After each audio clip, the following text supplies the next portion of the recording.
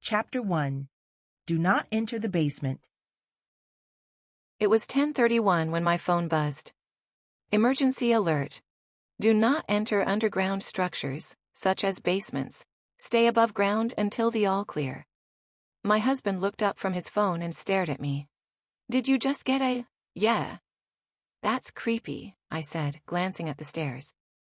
Our kid had fallen asleep for the night about an hour ago. What? What do you think's going on? I don't know, he replied. Could it be like a gas leak, radon or something? We'd had a radon pump in our basement since we moved here. Maybe there was some weird influx of it or something? I ran up the stairs to check on our 5-year-old daughter as Luke flicked on the TV. Grace was sleeping peacefully, her blanket wrapped around her. I made sure she was breathing, comfortable, totally fine before heading back downstairs. When I did, Luke was glued to the TV, which said the same thing. Black screen, pixelated white letters, blocky colors jittering along the top and bottom of the screen. Emergency alert. Do not enter underground structures. Maybe we should get out of here, I said, but it's late, and Grace has school tomorrow. Yeah, so? We'll miss school. We can go to my mom's. Luke crossed his arms and stared at the TV. He then flicked to CNN and other news channels. But whatever was happening here must have been local, because it was just the same political drivel re-airing from earlier in the day. There was not a blip of the emergency alert anywhere except the local news channel. I pulled out my phone and did some Google searches. Nothing came up. So I shot off a text to Lacey, the mom of one of Grace's friends, who lived in the next development over. We'd only lived here since the school year started, so it's not like I had a whole network of people to ask. She didn't respond. I think we should go, I said, grabbing a duffel bag out of the closet. What about work? Don't you work remotely on Mondays anyway? Yeah, but... I walked over to our basement door. The chain was latched. I hurried into the kitchen, opened the drawer and pulled out some postal tape. What are you doing? If it's radon or something, I don't want that stuff all in our house, I said, crouching along the bottom and taping the crack under the door. I think they'd evacuate us if that were the case. I looked up at him as I yanked another long piece of tape off the roll. Okay, so what do you think it is? He shrugged.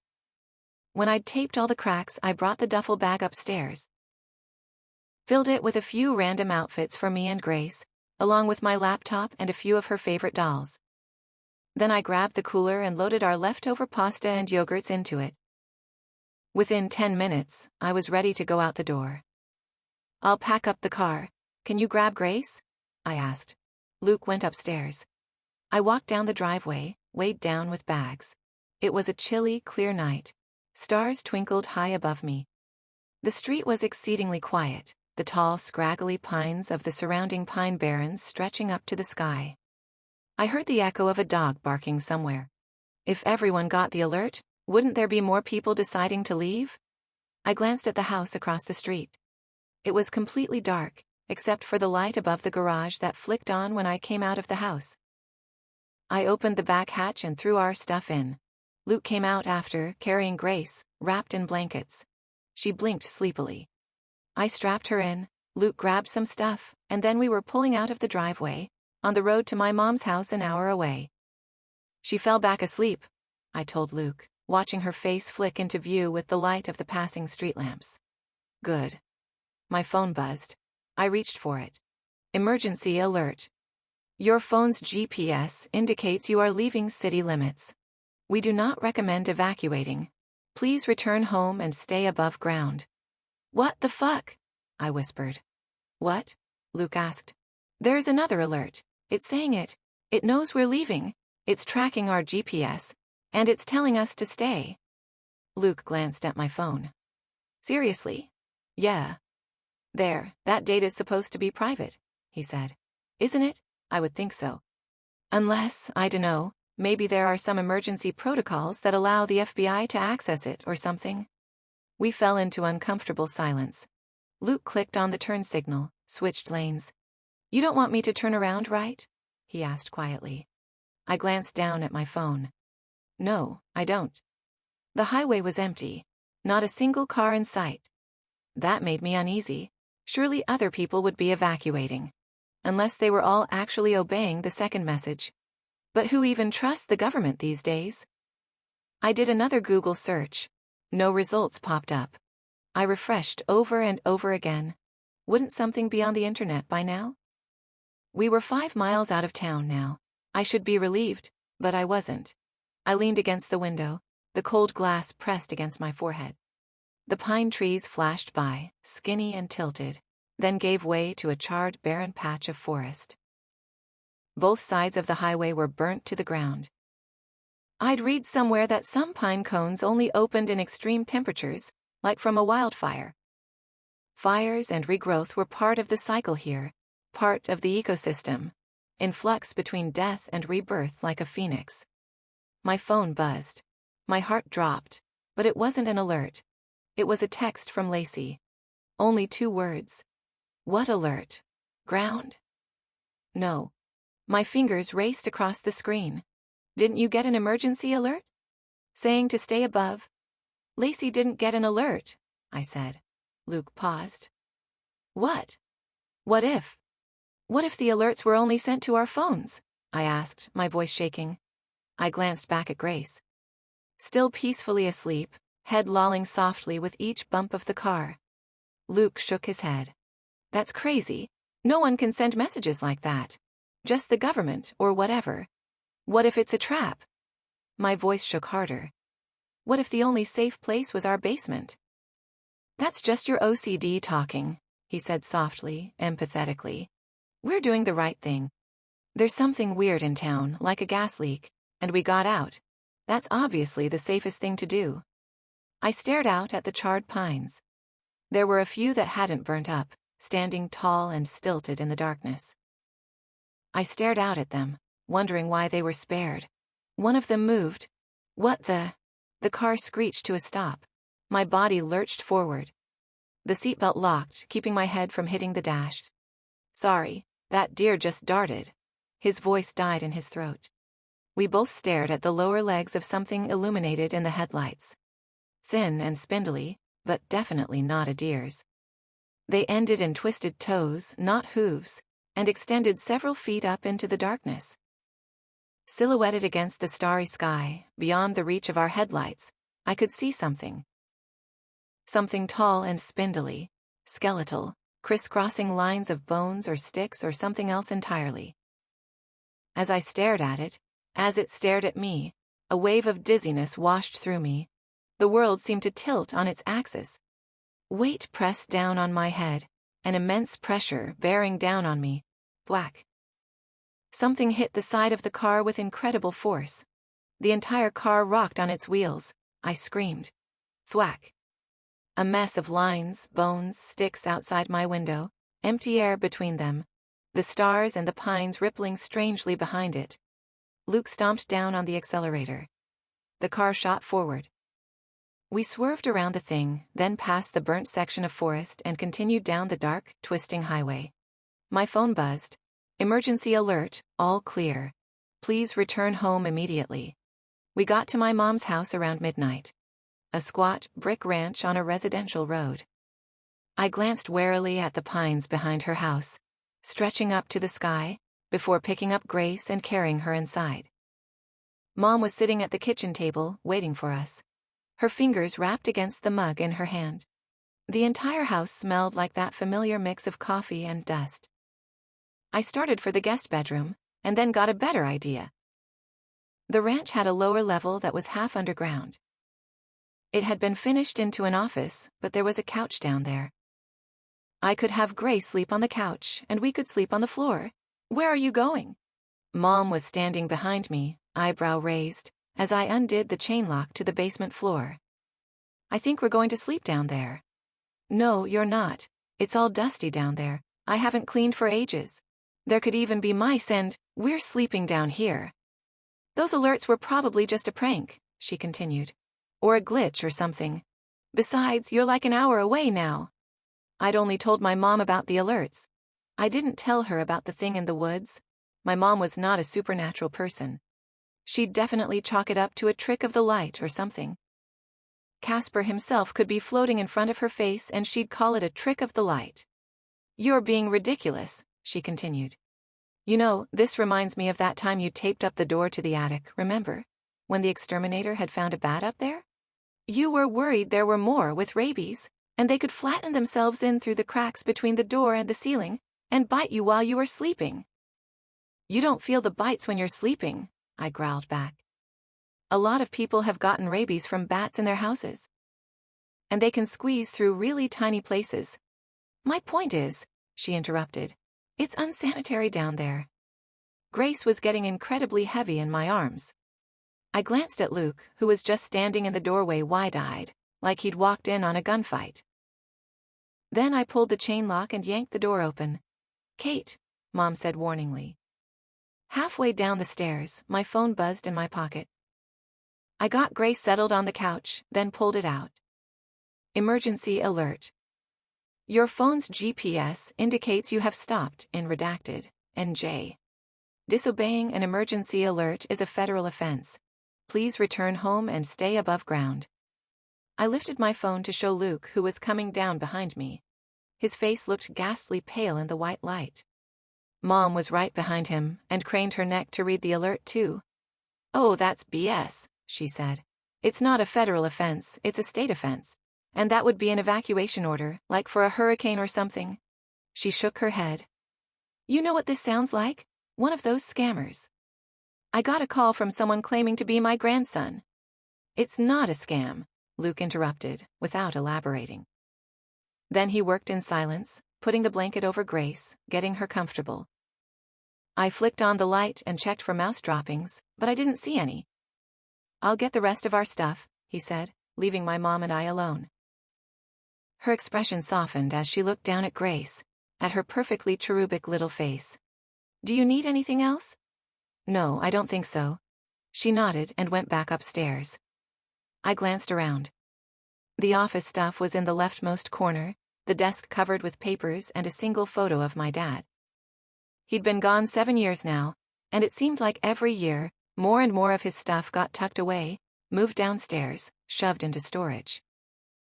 I swallowed down the feeling and glanced around the rest of the room. The door next to the desk led to the unfinished storage area. On the other end of the basement was a sliding glass door that led out into the backyard. I didn't like that at all. We were technically underground, where we stood, but the rightmost corner with the door was above ground. Did that mean we were still vulnerable? Those things couldn't fit through a glass door, I thought. But they couldn't fit through a normal door either. And apparently we wouldn't have been safe in our own home. I stared out the glass door, afraid I might see one of them out there. Maybe this was a bad idea, to stay here. We were an hour away, sure, but the pines were still right at our door. Not officially the Pine Barrens, but the surrounding pinelands ecosystem, which was almost the same thing. If those things came from the Barrens, they were only in the burned areas, I reminded myself. I imagined a pine cone, spiraling in midair, petals opening as fire raged around it. And skeletons made of sticks prying their way out of the thing, creeping along the ground, stretching and growing towards the sky. Were there any maps of the burned areas? I pulled up Google Maps, looking for the blackened areas. But the information would be out of date, wouldn't it? My phone buzzed. I expected another alert, but it was a text from Lacey instead. "My friend Rochelle got the same alert you did, BTW," it read. Super weird. My heart dropped. Did Rochelle, whoever she was, listen to it? "Tell her not to listen to the alert," I started typing. "It's a trap." Then I realized how unhinged that sounded. I didn't even know Lacey that well. I thought for a second, then typed a new message. "Can you give me her number? I want to ask her about it. Pretty weird that it targeted both of us, no one else." "Sure. Let me ask her," was the reply. As I waited, Luke came back down the stairs, carrying our stuff, computer cords and stuffies nearly falling out of his arms. "Someone else got the alert," I whispered. "One of Lacey's friends." "Really?" "Yeah." I asked for her number. A minute later, the number came in. I dialed it immediately. On the third ring, she picked up. "Hello? Hi, this is, Kate, Lacey's friend," I started awkwardly. We got the emergency alert too, but we think it's a trap. There's something off about it. A pause. But it came from the government, she replied. How could it be a trap? It seems like no one else is getting it. When alerts are sent out like that, they're sent to all the phones in a certain location. It doesn't make sense. Yeah, I dunno, it's weird. Another pause. Well, we were just about to go to bed here, so I'd better go. Wait, I think the basement is safe, and everywhere else isn't, I said quickly. I think someone's trying to lure people into staying above ground. Okay, maybe, she said unconvincingly. Look, I gotta go, sorry. A few seconds later, the call ended. Well, shit. She didn't believe me, I said, looking up at Luke, my lip trembling. She and her kids and her family, they're all going to... You tried, he said, wrapping his arms around me. That's the best you can do. I couldn't help it. I cried as we lay a blanket on the floor, got ready to sleep next to Grace.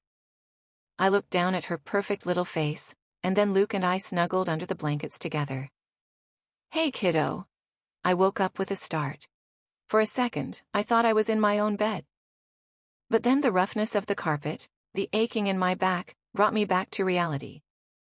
My father's voice, rough and warm, lingered from the dream. I could almost feel his arms around me, the summer sunlight beating down on us, as we played at the creek behind the house. I rolled over to check on Grace. Her eyes were wide open. She was staring behind me, at the sliding glass door. Slowly, she raised a hand and pointed over my shoulder. I turned around. There was something twisting and turning, contorting itself, trying to get in through the sliding glass door like a dog through a cat door. It did it silently, except for a low clicking sound like the popping of joints. All the blood drained from my face. Dark, sinewy legs, like spider legs, twisting and turning in the moonlight. Squeezing itself, ever so slowly, through the hole it made. I now saw the shattered glass scattering the floor. I grabbed Luke and shook him. Luke. The thing fell still. I couldn't see eyes or a face, but I felt it in my gut. It was staring at me. Dizziness swept over me. I stumbled forward, losing my balance. It was like I was standing on the deck of a boat. The ground seemed to shift and tilt underneath me. I just wanted to lie down, until the world stopped turning. No, I screamed internally. You can't let that thing get Grace. I glanced around the room, looking for something that could be used as a weapon. Anything. Go in there, I said to Grace, pointing to the storage room, or at least I thought I was. Everything was tilting and moving around me. Go, hide. I stumbled forward, but all the colors were bleeding together now. Everything was hazy as a dream. My father was standing in front of me, standing there in the basement. But his face was all wrong. His eye drooped out of his socket, like something had squeezed his skull. His grin was crooked. Hey, kiddo, he said, in a voice that sounded off-key. Nausea filled me. I started vomiting, warm liquid down my shirt, splashing on my feet. My dad, not dad, stood tilted, like gravity had suddenly changed. One arm was too long and hung limply from its socket. I miss you so much. Stop, I sobbed. Please, stop. Come with me. We can be a family again. Stop. I never got to meet Grace. Wouldn't it be so wonderful? For me to finally meet her? The world tilted and shifted.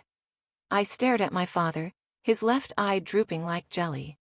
His crooked smile, his gaunt face, his limp arms. I opened my mouth. Hot pain shot up my shoulder. I fell to my knees, instantly. I tried to cry out, to say stop again, to tell Grace to run for her life, but all that came out was a scream of pain, and another, and another. When I finally opened my eyes, the world had stopped tilting. Luke was dragging me across the floor, back from the glass door. Grace was peeking out of the storage area, terrified. I touched my shoulder, stinging with pain. My fingers came away red. It bit me. I'm dying. What? My phone began to ring. Shaking all over, I reached into my pocket and pulled it out. It recognized the number. It was Rochelle. You're right, she said breathlessly. no preamble. What? I asked, my voice hoarse. About the alert. My husband. He has some friends who work with cell phones and stuff, and he... She took a deep breath, trying to steady her voice. They traced the signal. It's not coming from the government or the town hall or whatever. I chewed my lip, held my breath. It's coming from the middle of the woods. The hospital was mostly empty. Quiet. Dark. Fluorescent lights buzzed overhead, and the walls were a sickly shade of seafoam green.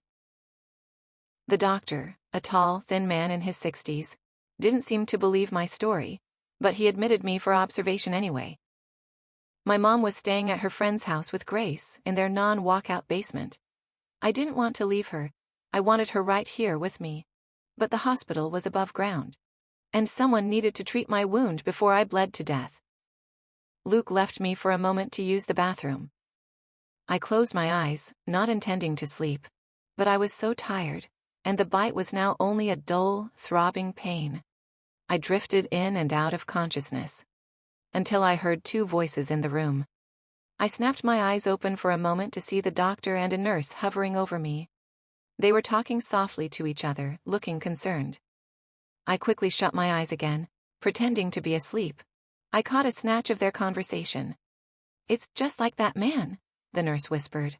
"The one that was admitted last night, John something." A pause. "I know." "What do you think this is?" "I don't know, Rita.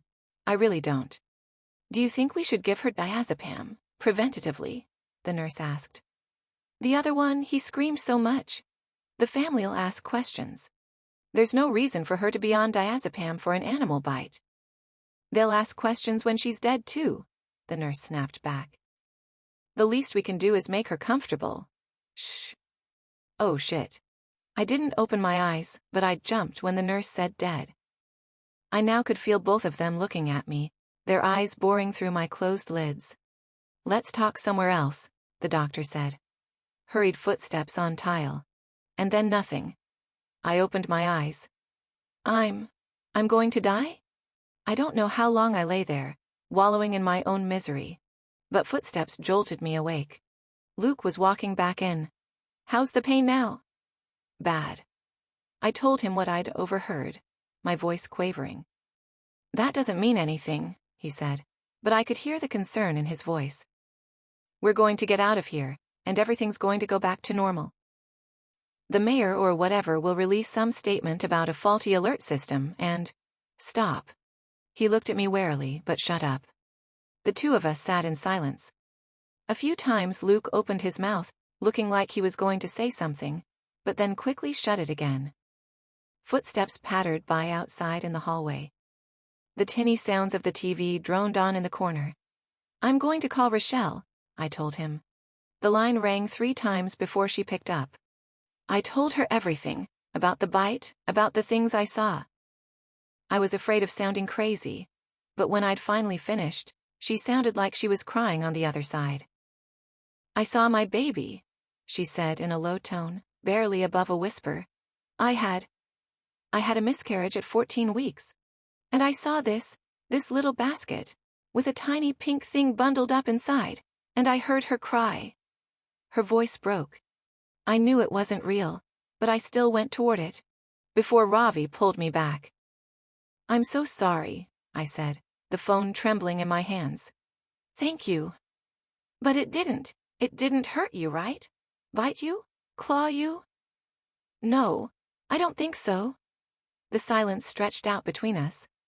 "So what do we do?" I asked. "Just run from it forever?" "I've been talking to someone who knows about this more than we do," she replied.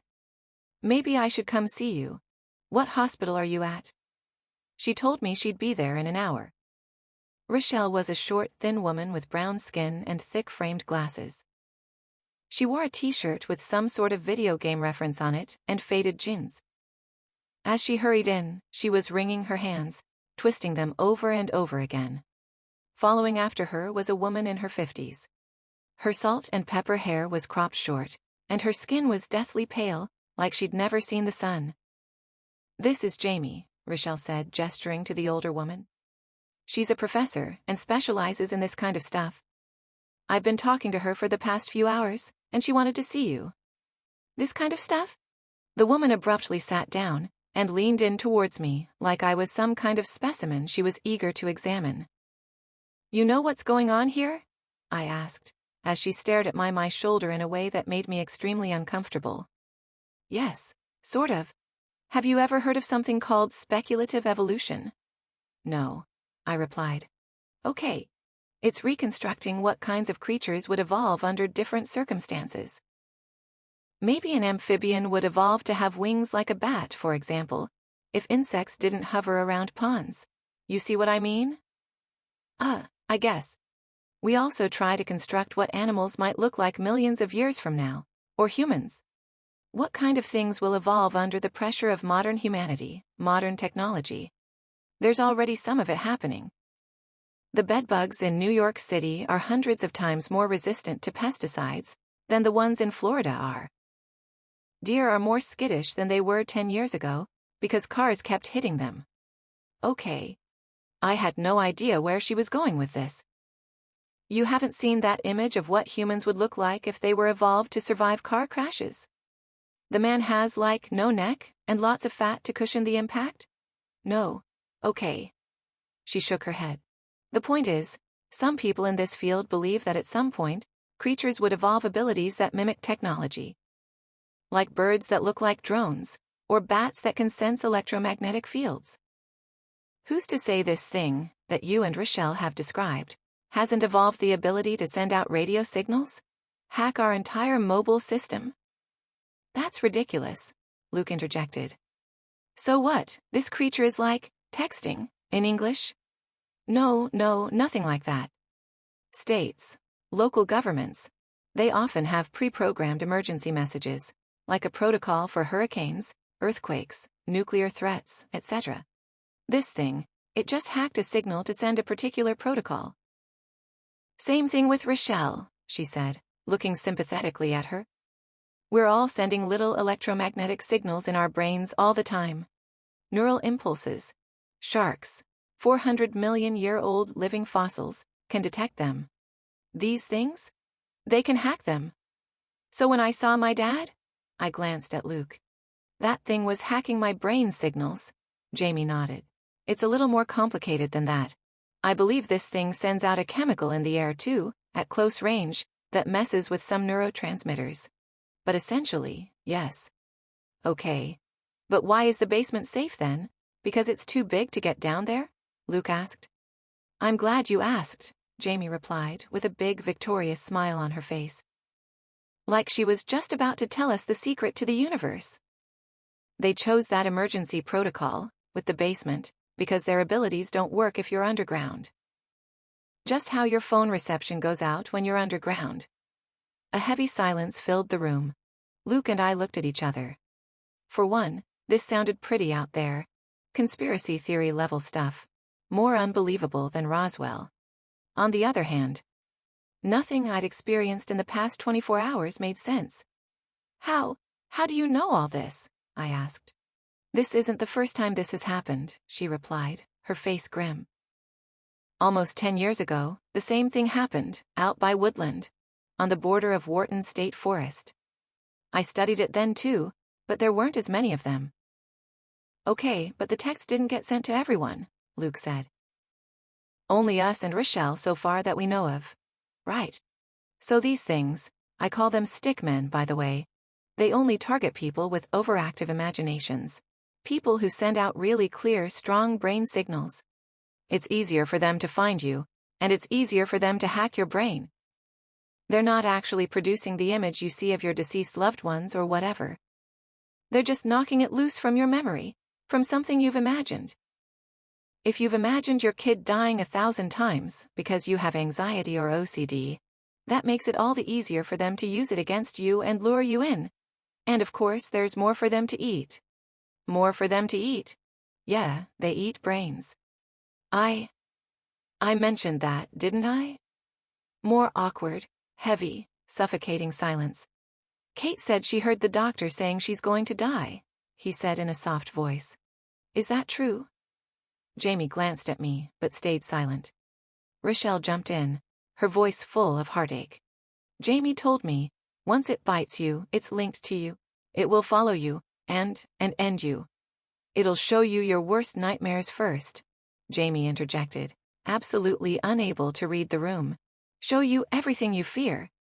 But when it starts showing you yourself, in these waking nightmares, that usually means you only have a day left.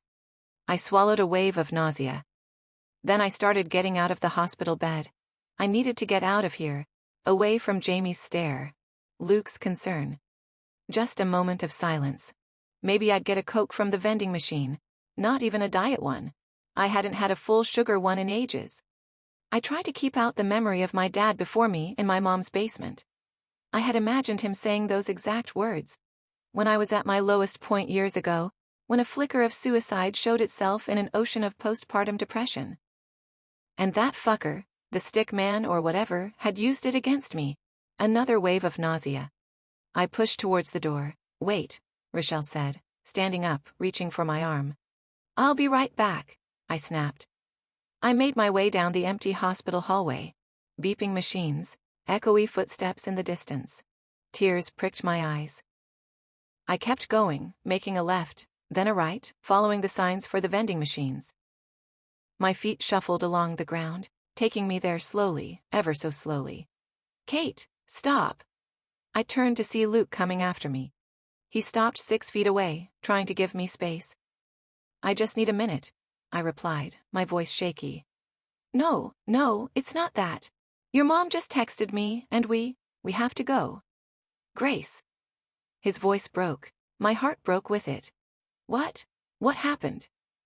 She fell, he said, his voice barely above a whisper. She's not conscious. They're rushing her to the hospital. To the hospital? You mean here? They're taking her here? I asked frantically. They're taking her to the hospital, he repeated. Something twinged inside me. That doesn't make sense. That's not an answer. I looked down. No. On the floor. Something black, slick and wet, on the green linoleum floor. A tendril, like a long umbilical cord, attached to Luke's foot and leading down the hallway. I felt dizzy. The world started to tilt. Kate! I turned around to see Luke behind me, frozen, eyes wide. I looked back. Other Luke was no longer standing there. It was me. I was staring at my own face. I wish I could say it looked different, one eye popping out, skin all blistered and pink, but it wasn't. It looked exactly like me, like looking in a mirror. I looked down. Other me was holding a pillow. She held my gaze for a second, then looked down at the floor. I followed her gaze. Grace was lying at my feet, eyes closed, hands resting neatly under her head. Fast asleep. No. I knew this intrusive thought. I knew how it ended. It's not real. It's not real. I turned and ran back down the hallway, reaching for Luke's hand. Rustling behind me, I couldn't look back. I couldn't. Luke pulled me into the room and I followed, breathless. We have to get underground. It's here. Rochelle and Jamie looked at me. Then they looked at the floor. For a second, I thought I was going to see my worst nightmare. But instead, I looked down to see blood dripping off my arm. Seeping through my shirt, traveling in wet, soaky rivulets, dripping to the floor. Drip, drip, drip. Jamie shot up and walked over to me. Gently, she pushed back the cloth of my shirt, exposing the wound on my shoulder. Necrotic tissue, she whispered. She shook her head sadly. It's begun. I can't die. I can't. My shoulder pulsed with pain. I continued running down the hall towards the big red exit sign. The hospital hadn't released me. Stop, Luke begged, catching up with me. But I forced myself to run faster despite the pain. I wasn't going to just sit in the hospital room and wait to die. Obviously, from what the doctor said, that's what happened to the last one. I was going to get underground. Maybe I would have to stay there forever. Or until they found a way to kill these things. I would not leave Grace without a mother. I wanted more than anything to go to her, hug her, tell her I loved her. But maybe that thing could follow me, even into a basement. I didn't think so, but I couldn't risk it. The best thing I could do was get underground. Buy time. Grace was as safe as she could be with my mom underground. I ran towards the exit. The red sign glowed brightly in the darkness of the hallway. One of the lights flickered overhead. My bare feet slapped against the floor.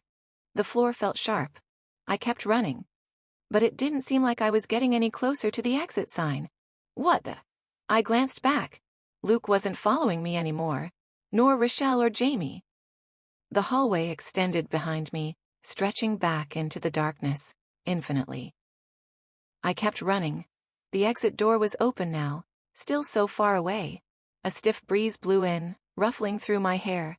It smelled of pine and wood and decay. Keep running. The ground was so rough under my feet. The air was so cold. The lights above me flickered wildly. The door didn't get any closer no matter how fast I sprinted. A few leaves swirled by outside in the darkness. Keep running. The lights above me flickered out. And then I wasn't in the hospital anymore. I was in the middle of the woods. Pine trees stretched up into the darkness. The sand, littered with sharp sticks and rocks, bit into the bare soles of my feet. Silence rang in my ears except for a light fluttering sound somewhere in the darkness. No. No, no, no. It tricked me. I wheeled around. I didn't see any lights, any break in the trees. How deep in the barrens am I? How long have I been running? The darkness closed in, suffocating me. I felt my pockets, no phone. No way to call for help. No way to know where I am. I sucked in a breath, ready to scream into the darkness. But that would draw the stickmen to me, wouldn't it? Or did it not matter? Did they already know where I was? I looked up at the stars, at the slices of sky poking through the pines. I tried to identify them. Is that Cassiopeia? But I didn't know anything about how to tell directions from the stars. Besides, the pines blocked out most of the sky anyway. No, wait, that's not the way to do this. I ran in here. My legs didn't feel that sore. Even though it must have distorted time, I'd only felt like I was running for a minute. If I'd run 10 miles into the barrens, I'd know. I just needed to figure out what direction I'd come from. I wheeled around, trying to look for footprints, flattened vegetation, any sign of where I'd come from. But it was pitch dark out and I didn't have any source of light. There was moonlight, enough to see so that I didn't smack into a tree, but not enough to look for footprints in the sand. I stared at the trees. But the branches were up too high and too thin to support my weight. I couldn't climb them to get a better vantage point. I ransacked my pockets again. Nothing. So I started off in a random direction. Sticks stabbed at my feet. Pebbles rolled underneath my toes. I kept walking forward, trying to keep a straight line. The Pine Barrens is 1,000,000 acres. But an acre wasn't that many square miles. I remembered that from somewhere. I tried to focus on doing the math. If I was in the center and walked in a random direction, how long would it take me to get to the edge? 5 hours? 10? More than that? And of course, I'd heard the stories. Even without the stickmen, the Pine Barrens were deadly enough. Carnivorous plants, rattlesnakes, and a way of turning people around. It was easy to get lost in the infinite pines. I thought of Grace, Luke telling her I was gone, her crying, melting down. She needed me. Maybe years ago, at that low point in my life right after Grace was born, I wouldn't have been quite so panicked at the thought of dying. But I was panicking now. I picked up the pace. Sticks stabbed at my feet harder. I tried to keep a straight line, but it was so hard in the dark. And for all I knew, I was just walking deeper and deeper into the barrens. Then I saw it, a clearing. My heart soared. That must be where I came from. It was one of the burned areas. The fire had hollowed out a large clearing. It was lit in silver tones by the nearly full moon, no longer obscured. Some pines still stood, completely bare of needles, skeletal and black. Ash blackened the pale sand beneath, the color of bone. A few pine saplings poked through the destruction, only inches tall. It was deathly silent. I'm never going to get out of here. I looked up at the blackened pines, stretching up to the sky like fingers. Snap. I whirled around. Someone was standing at the edge of the trees. Painted in all tones of gray from the moonlight, barely visible among the trees, I took off into a run, but in my panic, I tripped. It felt like it was in slow motion. The sandy, ashy ground rose up to meet me. Pain shot up my arms, my shoulders screamed in pain. Sticks scraped my cheek. Snap, snap, snap. I scrambled up, to see myself standing there, arms hanging limply at my sides, hair grazing my shoulders. "Let me go!" I screamed. My voice echoed and died into the forest. She stepped closer. I could hear, too, a wet smacking sound. There was another slimy, black appendage attached to her feet, controlling her, like she was a puppet. She canted her head at me, and her lips split into an unnatural grin. I turned and tried to run again. An intense wave of dizziness hit me. The ground tilted. Heaviness pressed down on my head. My stomach lurched and I was vomiting, stumbling, tripping in my own puddle of vomit.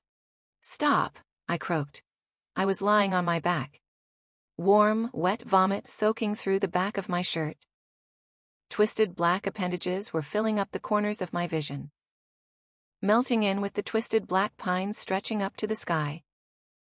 The stars above me looked like shooting stars, moving across the sky, with how dizzy I was. The sky was replaced with my own face. Her hair hung onto my face, sticking to the sweat and the vomit. Her lips curled into a smile, and then her mouth began to open. Wider, wider, wider. Rows of sharp teeth, like a lamprey's, descending into the darkness of her throat. I tried to push it off, but my hands met slime. I was pinned by the creature. One of the stick men. It was only her disembodied head hovering over me, attached to a tangled black mess of creature. "They eat brains," Jamie's voice echoed in my head, as the teeth loomed closer. So close, I couldn't see any of the barons anymore. Grace. What's she going to do without me? She'll never recover. Her entire life will be ruined. I can't. I'm so sorry. And then I realized. The stick men were attracted to brain signals. What if I'd done something I'd never done before? What if I just stopped thinking? I closed my eyes, ignored the warm, rotting breath on my face, ignored the slime seeping through my shirt, ignored thoughts of Grace. I used every last bit of my willpower to stop thinking. Nothing. A void. Non-existence. A clicking sound came from above me. The creature began to shift its weight. I continued thinking about nothing. Absolutely nothing. The creature pulled itself off me. When I opened an eye, it no longer wore my head. It was twisting and turning, making clicking sounds, lifting some of its appendages in the air, as if confused. As if it thought I'd escaped, and it was trying to sense me out again. I lay there in the dark, burnt forest, thinking of nothing for seconds, minutes, hours. It was the hardest thing I had ever done. Pushing away thoughts of Grace, of my future, of hers. Pushing it all out and being empty. When the sun began to rise, I pulled myself up. The burnt forest was bathed in the pink hues of dawn. My skin was covered in vomit and black slime. My shoulder still throbbed with pain, and there was no sign of the stick men. It took me another few hours, but in the daylight I was able to find my way back. After walking around in circles for a while, I caught a glimpse of a road through the trees. I'd apparently fled the hospital and run a half-mile into the pine barrens across the street. Luke and hospital staff were looking for me all night. I was reunited with Grace, and it was the happiest day of my life. I think the stick man is still linked to me. We've been spending our nights in the basement, where we've been totally safe. Rochelle, Jamie, and I have been working together to figure out how to kill it for good. Some guy online from the incident 10 years ago claims drowning them works. But for now, I am content to be home and be safe. Even if it isn't forever, and a million bad things are waiting to happen. Chapter 2. I grew up on an island with one rule. I was born on an island that only really had one rule. The kind that wasn't spoken but lived in people's posture. The way their mouths tightened, the way their eyes avoided a certain part of the sea. We were never to talk about the island across the water. It sat to the east, a half-mile off our shoreline. You couldn't miss it. You'd see it from almost anywhere on our side, past the docks, over the tree line, from the cliffs on the northern edge where the goats grazed. It was always there, sitting still, never changing. A piece of land so close you could row to it in under an hour, though no one did. I can't remember a single adult ever naming it, not even once. And if you said something about it, even by accident, someone would shut it down immediately. Not angrily, just firmly, like flicking a candle out. One time when I was little, maybe 7 or 8, I pointed across the water and asked my mother if anyone lived there. She didn't scold me, she didn't say anything at all. She just took my hand and led me inside, like I'd asked where babies come from or what happens when you die. That kind of silence.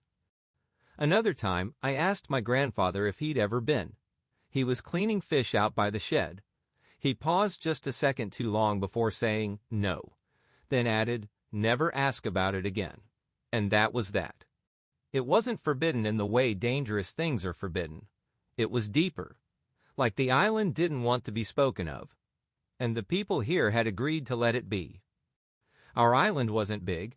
You could walk across it in a few hours if you didn't stop. There was the village near the western bay, with its stone paths and wood-slatted houses, and the small church where we held market on Sundays. A few scattered farms, a fishing dock, and the old watchtower from before my time that no one used anymore. It was quiet, steady, the kind of place where every door creaked the same way, and you knew who'd passed by just from the sound of their cough. The trade boat came once a week, usually just before noon. We never saw where it came from. It always arrived from the mist. It brought flour, salt, oil, iron tools. Letters sometimes, though no one in my family ever got any. It left with barrels of fish and boxes of preserved vegetables. No one ever left with it. Only the trader ever boarded it. He'd pass down the rope to whoever helped him load and unload, but no one else ever crossed the rail. We were a closed loop. We grew up knowing our boundaries. The sea, the woods, the cliffs. And beyond all of that, the other island. Always watching, always ignored. There were 5 of us who couldn't leave it alone. Me, Jonah, Sam, Eli, and Nathan. We were kids like any others. Too much energy, not enough fear. We ran barefoot through the brush, built slingshots from driftwood, dared each other to knock on the widow's door. We spent hot days pretending to be soldiers and cold nights pretending we weren't scared of ghosts. We stole things, but nothing important. Apples, candles, once a bottle of wine we didn't even like. We were just loud, restless boys. Jonah was the biggest. Tall for his age, shoulders already starting to widen like his father's. He didn't talk much, but when he did, people listened. Sam was the quickest, always first to climb something, first to run, first to joke about things that made the rest of us squirm. Eli was quiet and careful, and always the one who asked, "What if?" before we did something dumb. Nathan was clever, sometimes too clever. He'd make up lies so good we believed them even after he admitted they weren't true. And then there was me. I don't know what I was in that group. I guess I was the one who remembered, the one who carried it longest. We never said it out loud, but we all watched the island. From the rocks by the southern cliff, from the upper fields when the wind cleared the trees, from the shore when we were supposed to be fishing but spent more time staring at the horizon. We'd talk about it only when we were sure no one else was listening. "Maybe it's a ruin," Eli once said. "Like, people used to live there but something happened." Sam snorted. "What, like ghosts?" "Maybe it's where the trader comes from," I offered. "He never says." Jonah said nothing, just stared into the distance. We didn't speak of it often. And when we did, it was always with that half-serious tone kids use when they're testing how far they can push something without making it real. But over time, the idea started to settle. Not in our mouths, but in our bones. Like it had been waiting there all along. We didn't plan it then, but I think we all knew we would. It was Jonah who said it first. We were behind the storehouse, the five of us perched on a broken cart that sank slightly in the middle, chewing through whatever scraps we'd stolen from our kitchens: salted fish, hard bread, half-rotted apples that still had enough sweetness left in them to be worth the trouble. The kind of food that tasted better because it wasn't given to us. He didn't clear his throat or build up to it. He just said, "I think we should go," like he was talking to himself. No one asked where. We all knew. That silence, the way no one looked at each other, the way we kept chewing like the words hadn't landed, that was agreement. Sam spat a seed into the dirt. Tomorrow? Jonah still didn't look up. 2 mornings, before sunup. Nathan nodded. Eli wiped his hands on his pants. I didn't say anything, but I was already picturing the tide. We met 2 mornings later, just before sunrise, in the kind of pale, still light that feels like the world hasn't started yet. The moon was still visible, hanging low in the sky like it hadn't made up its mind to leave. The dirt was damp from night air, and everything around us smelled like the ocean. Not fresh like wind and salt, stale like old ropes and barnacles and the inside of a bait barrel. We didn't bring much. A couple flasks of water, a loaf of bread wrapped in a cloth, some rope, a pocket knife none of us could use right. Eli brought his father's compass. The face was cracked, and the needle had a habit of drifting even when you held it steady, but he brought it anyway. Sam brought a hammer for some reason, though he never said why. Jonah had taken the skiff from the far end of the dock where the unused boats were kept. It wasn't in good shape, but it floated. That was enough. It creaked when we pushed it into the shallows, and for a second I thought the sound might carry and wake someone, but the village above us stayed dark. No lights, no footsteps, just the soft hiss of water and the thump of oars against the side of the hull. We climbed in. Jonah and Nathan took the oars first, setting a rhythm without speaking. The rest of us sat in silence, our backs to the shore. I didn't look back. The water was colder than I expected. Not freezing, but deep cold, like it came from underneath something. There wasn't much wind, just a faint breeze that moved in slow, irregular pulses. It brushed the surface of the sea in places. I watched the light from the sky ripple and disappear beneath the oars as we moved. As we got farther out, the shape of the island came into view, slowly, like it was pushing through fog we hadn't noticed before. I'd seen it all my life, but only from shore. Now, from the water, it felt different. Bigger, heavier. The trees formed a jagged silhouette against the sky, and the hills behind them looked like sleeping animals just starting to stir. The closer we got, the more it felt familiar. The shape of the coastline, the slope of the land. It was like rowing toward a memory, one you couldn't fully place until you were inside it. There was a moment, maybe halfway across, where I turned to look behind us and saw that our own island was already fading into mist. A low fog was moving in fast, curling over the water like smoke through grass. The beach, the houses, even the trees, gone. Just a soft gray smear behind us. It looked farther away than it should have. "Fins," Sam said, and he said it too calmly, like he was trying not to cause a stir. We all looked. Just to the right of the boat, something slid under the surface. Long, smooth, it passed without sound. Then another. And another. 4, maybe 5. Just below the waterline, circling in wide, slow arcs. I couldn't see their shapes fully, but they moved like they had purpose. "Sharks," Jonah said under his breath.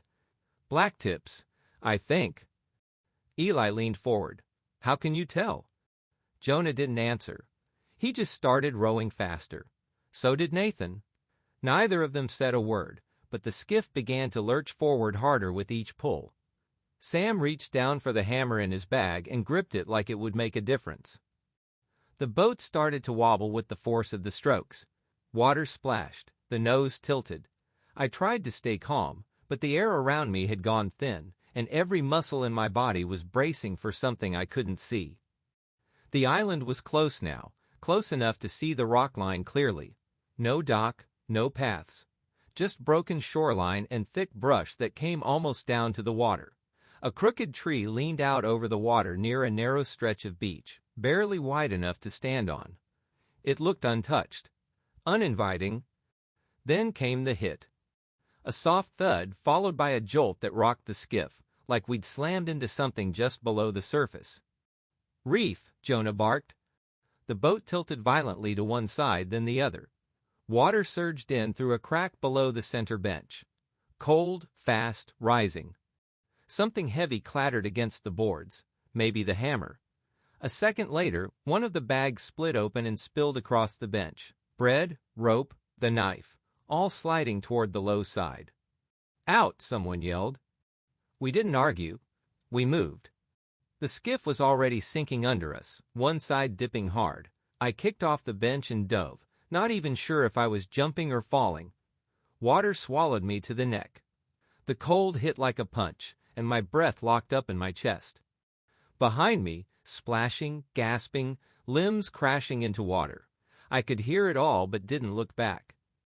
The current fought harder than I expected. My arms were sluggish, my legs heavier than they should have been.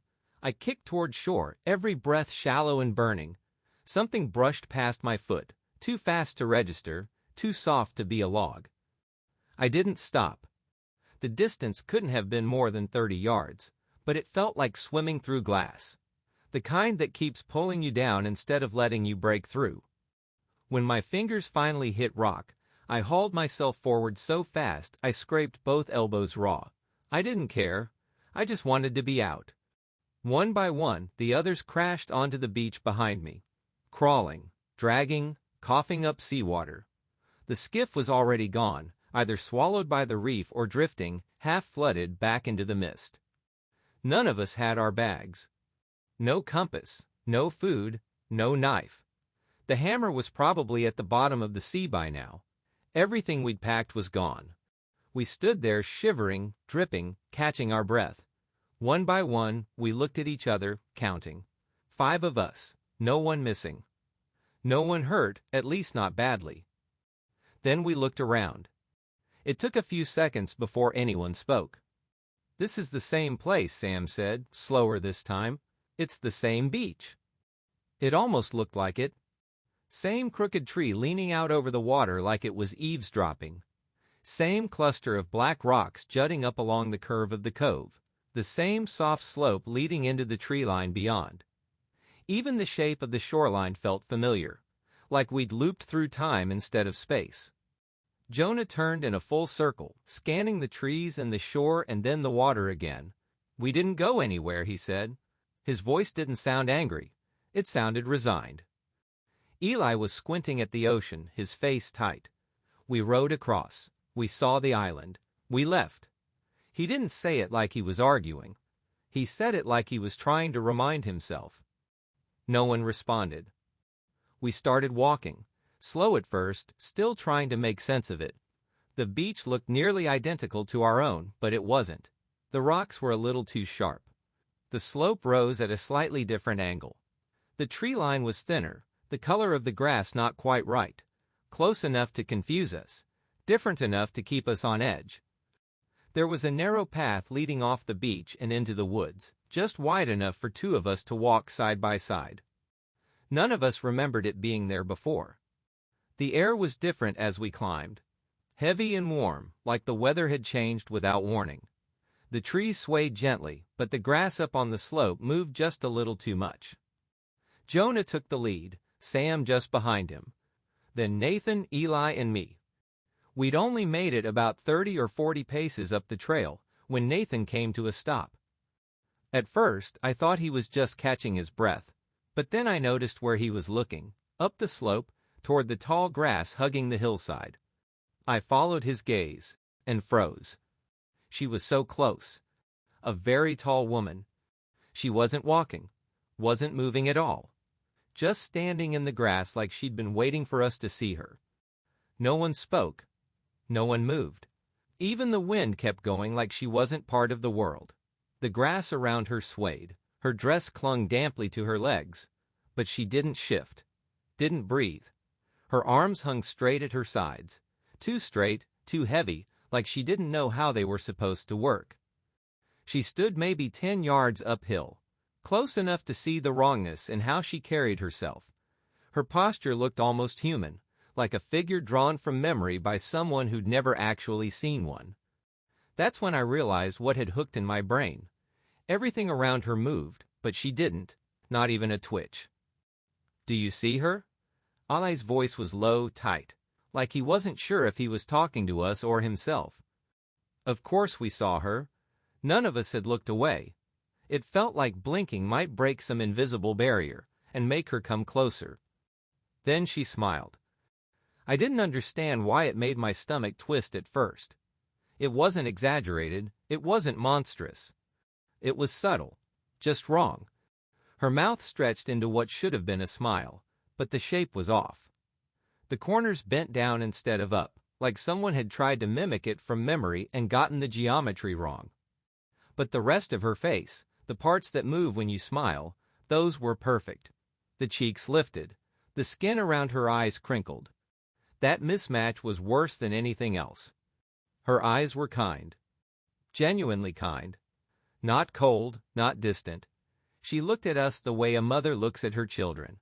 There was warmth in her expression, and it made my skin crawl in a way I still can't explain. I can tell you this, if I'd known then what I know now about that woman, I would have turned and swum back out into the water. I would have taken my chances with the sharks. Gladly. She raised her arm. The motion was slow, unnatural, like her joints didn't belong to her. Her hand lifted until one long, stiff finger pointed straight at us. We didn't scream, we didn't run. We just started backing away, careful not to turn around, like we thought not facing her would make things worse. Sam bumped into Jonah, who muttered a curse under his breath. "Why is she pointing at us?" Sam asked, barely audible. Nobody answered. I kept watching her finger. Something felt off. The angle. It wasn't quite right. Eli squinted, stepping half a pace forward. "Wait," he murmured. "I don't think she's pointing at us." I looked from her finger to her face. He was right. Her eyes weren't on us. They were aimed just above our heads. Her arm cut across the air in a straight line, not to us, but over us.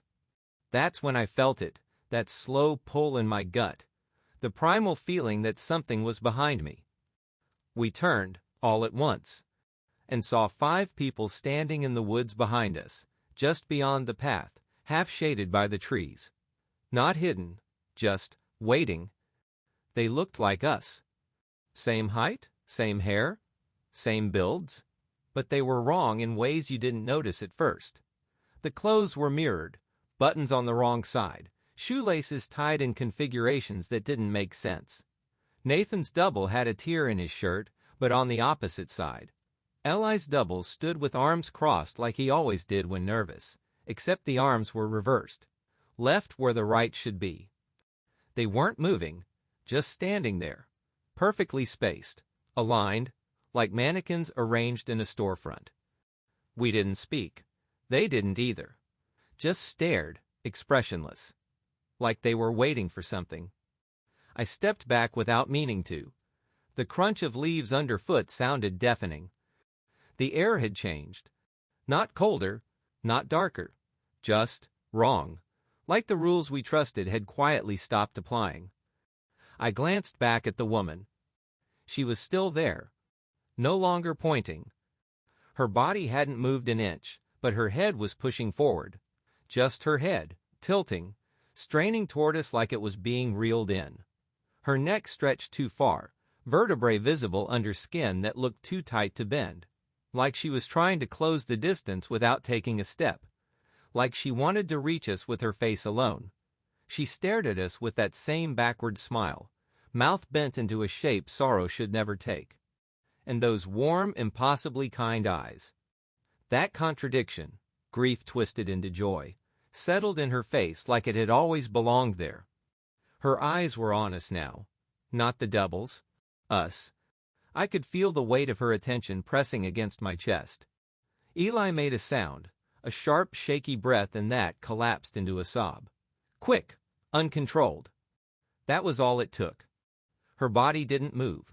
Her face didn't change. She just opened her mouth and screamed. It didn't sound human. It didn't sound like anything that should exist. It started low, like the groaning of a ship under pressure. Then it rose into something sharp and metallic, like rusted metal being torn apart underwater. The pitch climbed beyond what a person should be able to produce. We hit the ground instantly, hands to our ears. The sound wasn't just loud, it was inside us. In our bones, our teeth, our skulls. Sam was yelling something, but I couldn't hear it. All I could hear was her. And then, it stopped. No fade, no echo. Just gone. The silence that followed hit just as hard. My hearing felt muffled, like I'd been underwater. For a few seconds, I could only hear my own breathing, sharp and uneven. When I looked up, she was gone. And the others, the ones who looked like us, they were gone too. Disappeared without a trace, like they'd never been there at all. "I want to go back," Eli said behind us. His voice cracked halfway through. "We shouldn't have come here. We need to leave." None of us answered. We didn't have a plan for any of this. We didn't even know what this was. "I think we are home," Nathan muttered, but it came out wrong. No one agreed. No one even looked at him. Because whatever this place was, it only looked like home. And now it knew we were here. We had no boat. No choice. So we moved inland. There wasn't a conversation about it. No group decision. Just a quiet understanding that staying where we were felt worse than pushing deeper into the island. We didn't know what we were looking for. Maybe shelter, maybe sense, but doing nothing seemed like asking for whatever came next. The forest swallowed us quickly. The path that had been there a few minutes ago disappeared behind a wall of brush and bark. The deeper we walked, the stranger everything became. The trees were wrong. Not in obvious ways, nothing that would scream out to someone who just arrived. But we knew trees. We'd grown up climbing them, chopping them, counting the rings of ones that had fallen in storms. And these felt like copies. Imitations. Like something had tried to recreate them from memory and missed the proportions. Too many knots. Branches that twisted back toward the trunk. Bark that felt like damp cloth when your hand brushed past it. The ground was soft, but not with moss or leaves. It felt loose, like something had recently shifted underneath it. The air smelled like iron and mildew and something sweet rotting deeper in the woods. Eventually we found a clearing, no wider than a fishing boat. A fallen tree split it down the middle, half uprooted, with thick green moss crawling along its trunk like veins. Jonah sat down on it, hands on his knees, his face pale. "What the hell was that?" he asked. No one had an answer. Sam was pacing again, running a hand through his hair over and over. Eli stood with his back to a tree, eyes scanning the brush as if he expected the woman, or something else, to step through it at any moment. That's when we heard it. A click. Soft, mechanical, out of place. Not a branch snapping or the wind shifting, but the distinct sound of a latch lifting. A door opening somewhere ahead of us in the woods. None of us said to move toward it. But we did. No one suggested turning back. No one asked if we were sure. Maybe because saying it out loud would make it real. Or maybe because that sound, the quiet metallic certainty of it, felt like a thread pulled taut. And we couldn't stop ourselves from following where it led. As we moved, the forest didn't grow thicker. It grew darker. The light filtering through the trees lost its sharpness. Not just shade, like the sunlight itself had started to dim before it reached the branches. The air pressed in again, not sharp like on the beach. Heavier, like something watching had started to breathe. Eventually, the trees broke into another clearing. The grass here was shorter, yellowed and dry, crunching underfoot. And in the middle of it stood a house. None of us spoke at first. It wasn't broken down or ruined, just old. Weathered boards, sun-faded paint. A small porch sloped slightly to one side, and the roof looked like it had sagged a little in the middle, like something heavy had once sat on it. It looked like the kind of house someone might still live in. We approached slowly, cautious, not curious. Something about it made our steps slow down without us talking about it. I kept scanning the windows, half expecting someone to be standing just behind them watching. Nathan stopped before the others did. He tilted his head slightly, then pointed to the corner of the porch. "My dad made a post like that," he said quietly.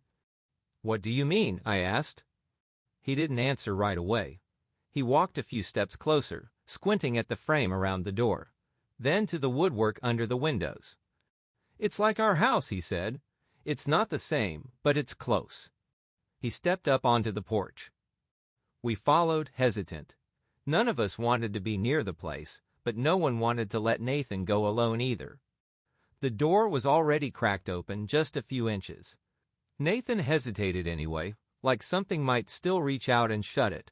Nothing did, so he pushed it open the rest of the way.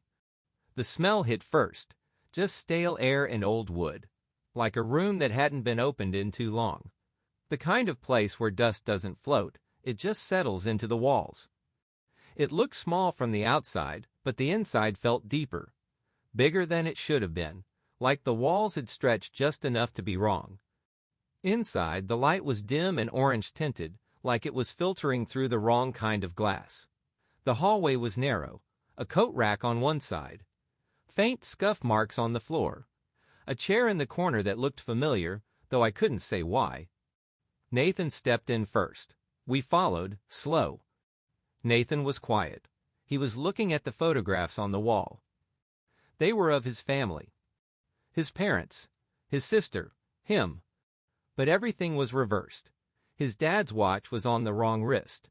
His sister's birthmark had switched sides. The smiles looked normal at first, until you stared too long, too symmetrical, too wide. To the right, a doorway led into what looked like a living room, mirrored. On our island, Nathan's living room was to the left when you walked in. Here it was flipped. Not just the layout. Everything. The furniture was the same kind. Not identical, but close. Same colors. Same wear patterns. A clock on the wall ticked just a half beat slower than it should have. The painting above the mantel showed a landscape we all recognized, except the river ran the wrong direction. "I want to go," Eli said behind me. His voice was barely there. None of us answered. We just kept looking. The room held us. Not physically, but in that way a nightmare does, where the air feels thick and stepping backward might wake something up. We weren't frozen, just slow, careful. Jonah was eyeing the bookshelf. Eli hovered near the fireplace. I stood by the wall, watching the second hand on the clock stutter with each tick. Sam moved toward the painting above the mantel, staring at it like he expected it to blink. No one talked. We were all too deep in it, scanning corners, studying the little wrong details, trying to figure out what this place was. Then Sam turned, brow furrowed. "Where's Nathan?" Every head snapped around. He wasn't there. He hadn't made a sound. No footsteps, no door creak. He'd vanished like air. We searched the house fast, calling his name, moving from room to room in a rush that didn't feel loud, just clumsy, like our panic didn't want to make noise but couldn't help it. There weren't many places he could have gone. The hallway led to a small kitchen, a stairwell, and a narrow back room with a locked door. Jonah tried the handle and found it wouldn't budge.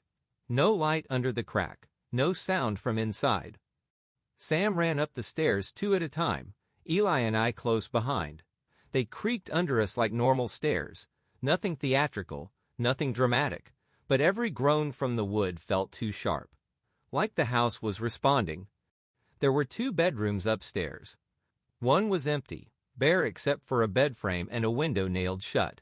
The second had a dresser, a mirror with a cracked corner, and more photographs. A different version of Nathan's family. This time, the faces were missing from some of the frames. Blurred out or too dark to see. But no Nathan. When we reached the bottom, Jonah wasn't there.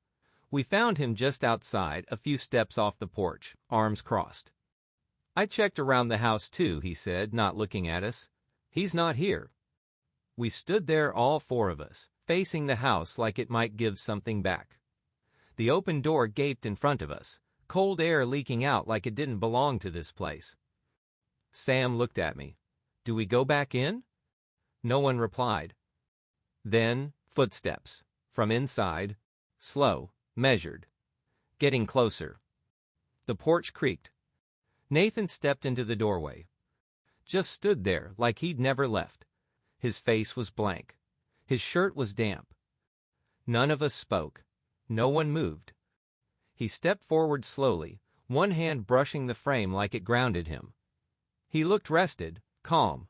His clothes were the same, but the fit seemed off, like they belonged to a version of him just slightly smaller or built differently. He blinked, squinted at us, then frowned, puzzled. "What?" he said. "Why are you all staring at me?" Eli was the first to speak.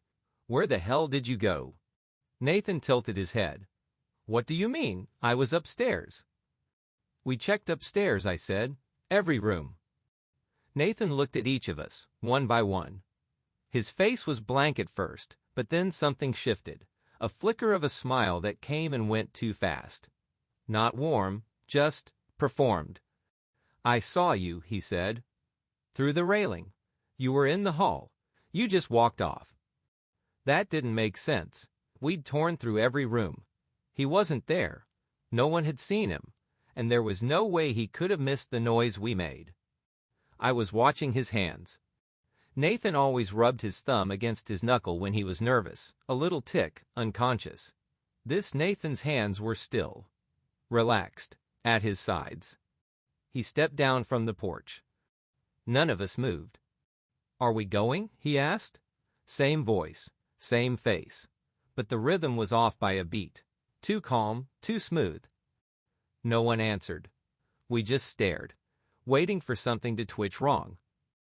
I opened my mouth to say something, but I couldn't make the words form. Not the right ones anyway. We just started moving, brisk, determined, not quite running, but no longer willing to stop. The sky was dimming fast, the woods deepening in color, and everything around us seemed to press in with a quiet that felt more like watching than stillness. Jonah walked up front. Sam stayed beside me. Eli and Nathan trailed behind us, a little slower, not too far back at first. We were almost to the beach when it hit us. A voice cracked open behind us, rasping, high-pitched, like a throat trying to speak for the first time and tearing itself apart in the process. There was the shape of a word, but the sound didn't know how to hold it. We froze. None of us looked back. "Run," Jonah said firmly. That was it. So we ran. Branches whipped our arms. Roots caught our feet. The path bent the wrong way more than once, and every tree looked like one we'd already passed. But we kept moving, pushing forward through the tightening forest until the trees finally broke open again and we saw it. The dock, warped and crooked, half sunken at the far end. A boat was tied to it. Not the one we'd taken, but something older. Narrower, still afloat. We stopped at the edge of the road right next to the boats and turned. I checked to make sure everyone was with us. Eli was not. I watched the clearing, expecting to see him jogging up behind, cursing or out of breath, but the bend in the path stayed empty. We waited. A few more seconds passed. Then we heard it. A scream, ragged and sharp, echoing through the trees, like it didn't belong to a voice but something breaking. Not words, just pain. Jonah moved first. He stepped away from the boats, 1 foot toward the woods. And that's when she appeared. She walked slowly out from the bend of the clearing, circling into view. Cradled in her arms was Eli. He was still screaming.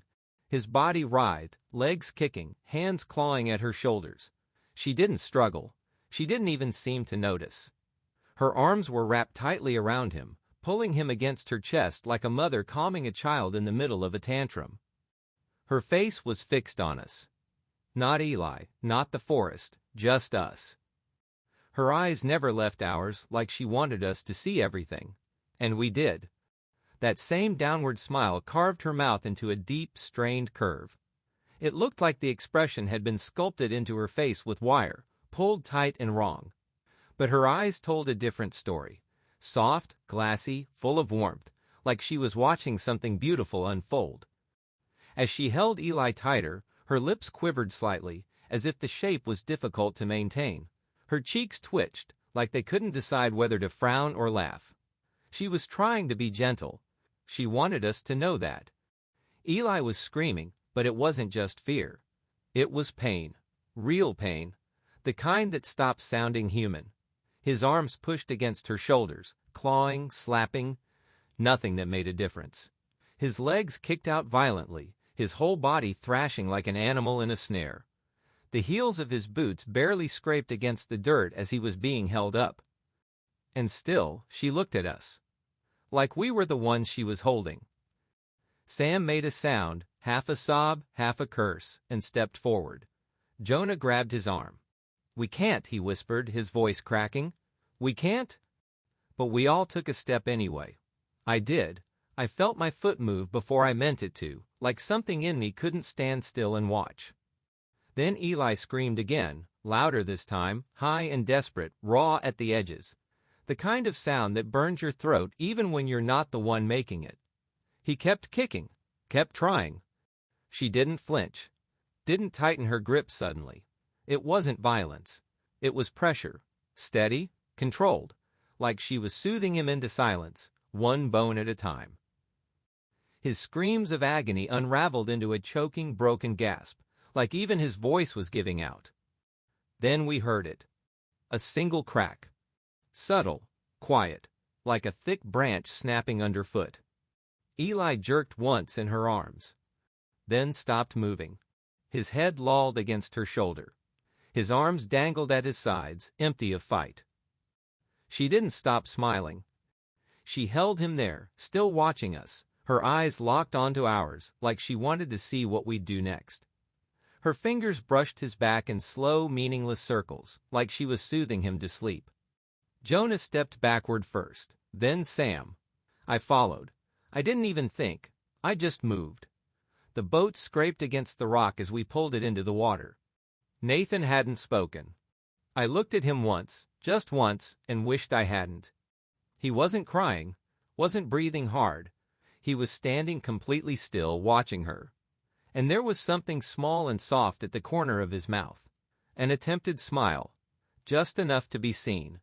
Just enough to be wrong. We climbed into the boat. Pushed off. No one looked back except me.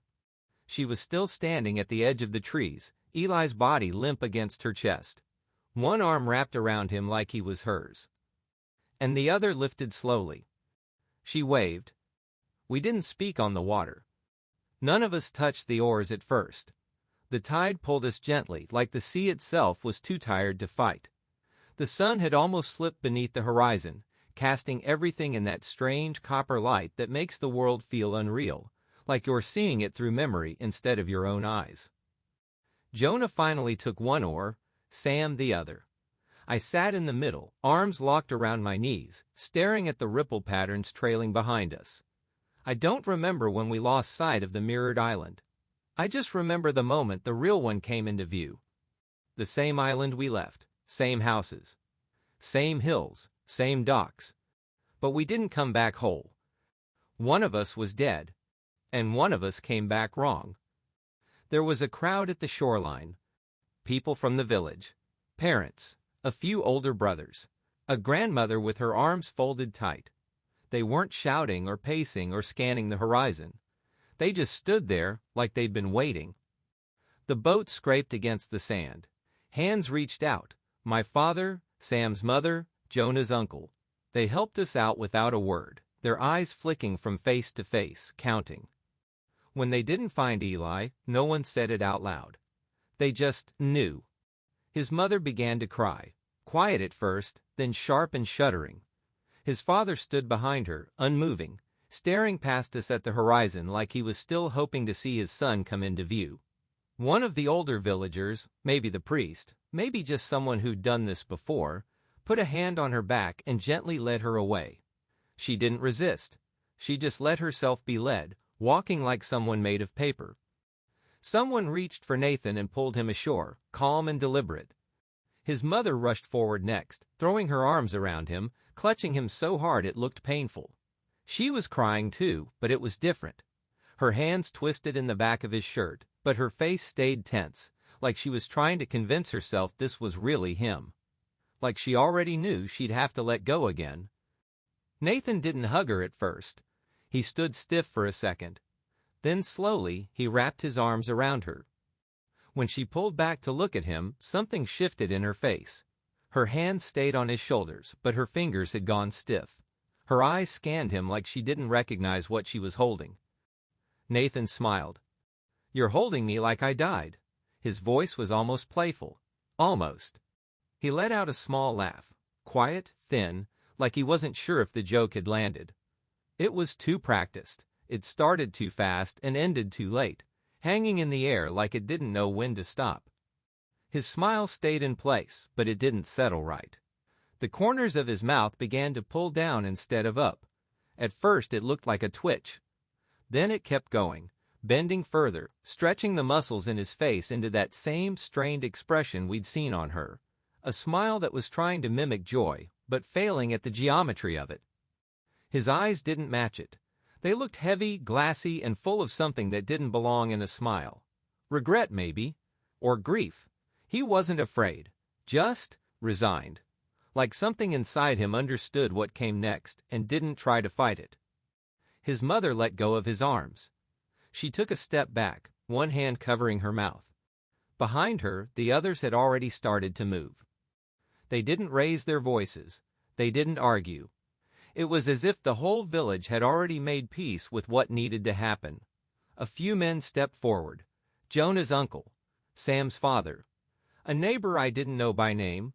Nathan didn't resist. He didn't ask why. He just stood there, shoulders low, his eyes still on his mother. One hand reached for his sleeve.